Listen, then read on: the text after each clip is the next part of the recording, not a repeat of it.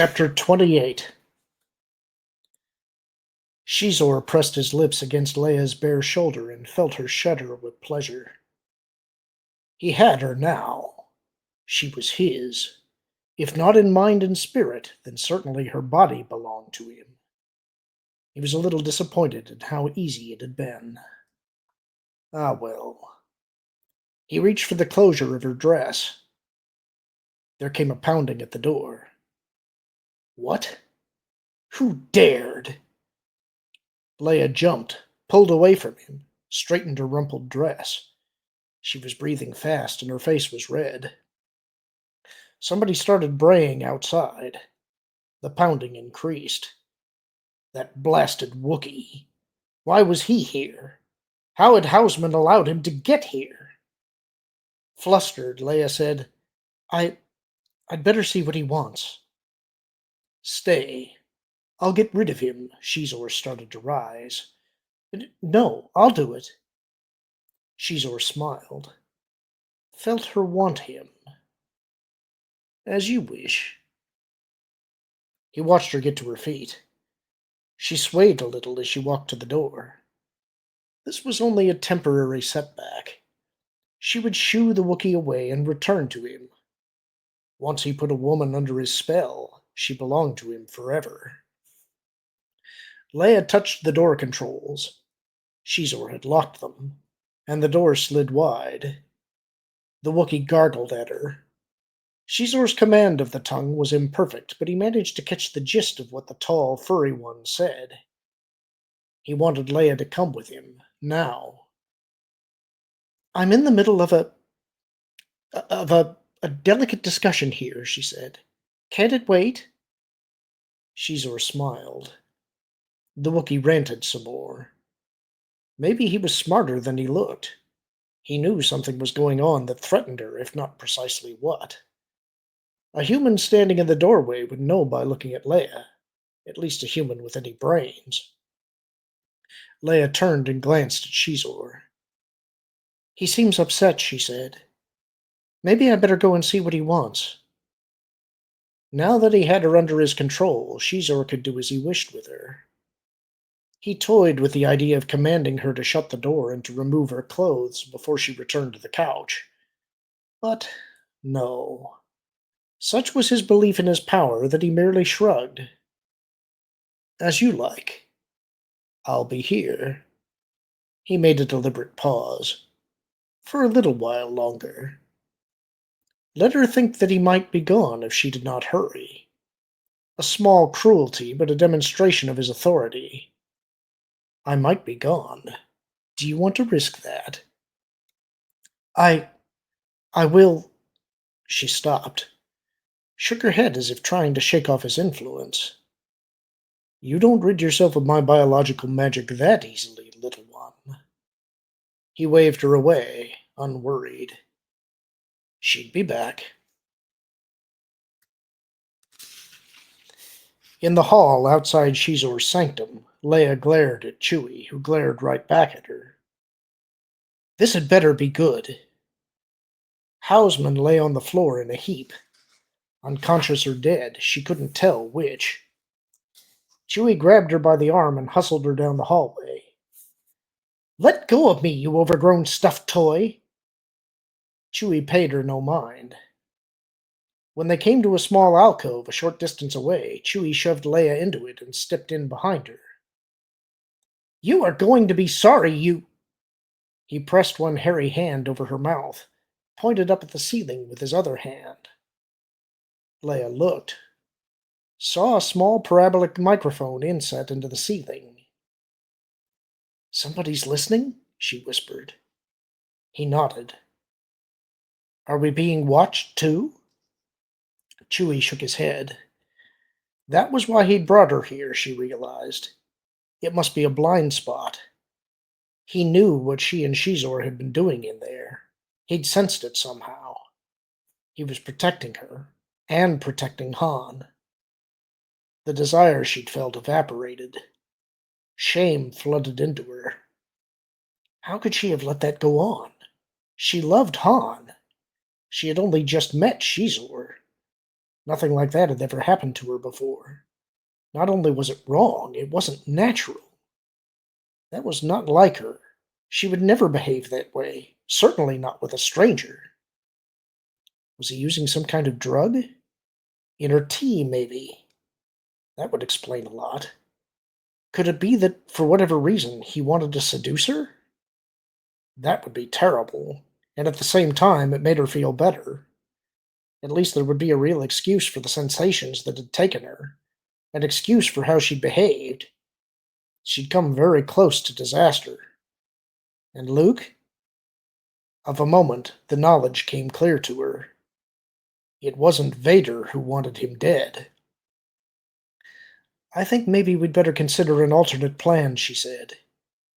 Chewie, here's what you need to do. By the time the Executor arrived in the system, Vader was almost itching to be back. Patience had never been his strongest virtue, and he was looking forward to assembling his case against Shizor. As the giant ship lanced its way towards the planet, Vader thought about what he was going to do. He debated with himself about mentioning anything to the Emperor yet. On the one hand, since Shizor was currently high in Imperial esteem, any disparaging comments might be brushed off as jealousy, even though the Emperor should know better. On the other hand, if he didn't say anything, he might be irritated at Vader later for his silence. The Emperor wanted to know everything about everybody, except when he didn't want to hear it. As Vader expected, the Emperor was not convinced. You disappoint me, Lord Vader. I sense that your judgment is shaded by something of a personal grudge here. No, my master. I am merely concerned about the criminal's treachery. If he is in fact trying to kill Skywalker... The Emperor cut him off.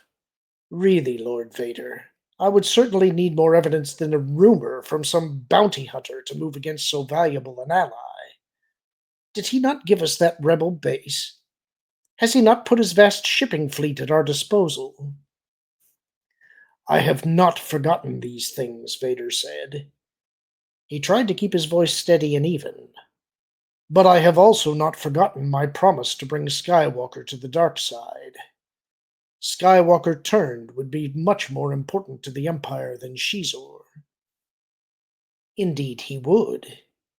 If you can turn him. I can, my master, but not if he is slain before I can get to him. Young Skywalker has managed to stay alive this long. If he is as strong in the Force as we assume he is, he will continue to do so until you find him, don't you think? And if he is not as strong as we believe, then we have no use for him anyway. Vader ground his teeth. He had thought much the same himself when last he met Luke. If he could be destroyed easily, then he had no real value to the dark side. Still, he did not like having this used in an argument against him. None of this was unexpected, but it was nonetheless a great irritant. That the Emperor would put so much faith in the Dark Prince, as sly and immoral a being as existed anywhere, was disturbing in the utmost. Since it seems so important to you, I give you leave to search for Skywalker. For a short while, for there are other tasks I would have you perform. Is this satisfactory? Not really, but what was there to be done? Yes, my master. He did want to find his son, but he also had to build a case against Shizor. Either of these would command much of his attention alone. Both of them at the same time would be difficult. But he was Dark Lord of the Sith and one with the dark side. He would manage. Leia took a deep breath, blew half of it out, and opened the door to Shizor's chamber. The head of Black Sun sat on the couch where she'd left him, the glass in his hand. He smiled. I was beginning to worry about you. She smiled, hoped it didn't look too false. She could still feel the charisma he exuded, but now she could resist it. She couldn't say how exactly, but she had some kind of strength she hadn't noticed before. Maybe it was that her anger had become a shield upon which his attraction splashed and was repelled. Maybe the drug had worn off. It didn't matter why, as long as it worked. Now she had to keep Shizor busy long enough to give Chewie a chance to escape, or at least to get a good start on it. Chewie hadn't liked the idea, but she'd convinced him he could serve her better if he could get away from here and bring help. "Come back and sit here next to me," Shizor said. It was not a request, but an order. He didn't seem at all curious as to why Chewie had been so anxious to see her. Leia moved instead towards the bar. "Let me make myself some tea first," she said.